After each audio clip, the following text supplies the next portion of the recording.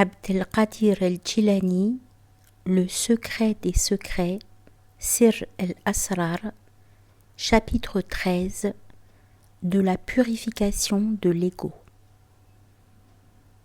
Se purifier, c'est se nettoyer soi-même.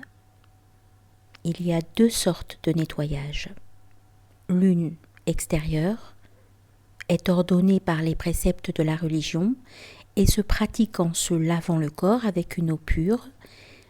L'autre, qui est la purification intérieure, est obtenue en prenant conscience de la saleté qu'on a en soi, en prenant conscience de ses péchés et en se repentant sincèrement. La purification intérieure impose de prendre un chemin spirituel et est enseignée par un maître spirituel. Selon les règles et préceptes religieux, on devient impur et on rompt l'ablution quand certaines matières corporelles telles que les excréments, l'urine, le vomi, le pus, le sang, le sperme, etc. sont expulsés. Cela nécessite le renouvellement de l'ablution. Dans le cas du sperme et de l'écoulement menstruel, un lavage total du corps est nécessaire. Dans les autres cas, les extrémités visibles du corps, les mains et les avant-bras, le visage et les pieds, doivent être lavés. À propos du renouvellement de l'ablution, notre maître, le prophète, alayhi salatu wassalam, dit « À chaque renouvellement de l'ablution, Allah renouvelle la croyance de son serviteur, dont la lumière de la foi est polie à nouveau et brille plus fort. » Et aussi, la purification répétée par l'ablution, c'est lumière sur lumière. La pureté intérieure aussi peut se perdre, peut-être plus souvent que la pureté extérieure, par le mauvais caractère, un comportement vil, des actes et des attitudes dommageables tels que l'orgueil, l'arrogance, le mensonge, le bavardage, la calomnie, l'envie et la colère. Des actes, qu'ils soient conscients ou inconscients, commis par les sens, souillent l'esprit.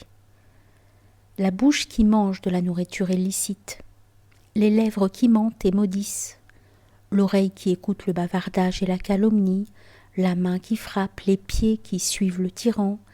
L'adultère, qui est un péché, ne se pratique pas seulement dans un lit. Ainsi que le dit le prophète, alayhi salatu wassalam, les yeux aussi commettent l'adultère. Quand la pureté intérieure est souillée et que l'ablution spirituelle est rompue, le renouvellement de l'ablution se fait par un repentir sincère, qui se pratique en réalisant sa faute, en regrettant douloureusement et en versant des larmes. Les larmes sont l'eau qui élimine la saleté de l'esprit. En ayant l'intention de ne jamais refaire cette faute, en ayant la volonté de se débarrasser de toute faute, en demandant pardon à Allah et en le priant afin qu'il aide à ne pas commettre à nouveau un tel péché. Prier, c'est se présenter face à Allah. Être en état d'ablution, être en état de pureté, est un préalable à la prière. Le sage sait que le nettoyage de l'extérieur n'est pas suffisant, car Allah voit les profondeurs de cœur où doit se pratiquer l'ablution du repentir. Alors seulement la prière est agréée. Allah dit « Voilà qui vous a été promis ainsi qu'à tout homme plein de repentir et respectueux des prescriptions divines. » Surat Qaf 50, verset 32.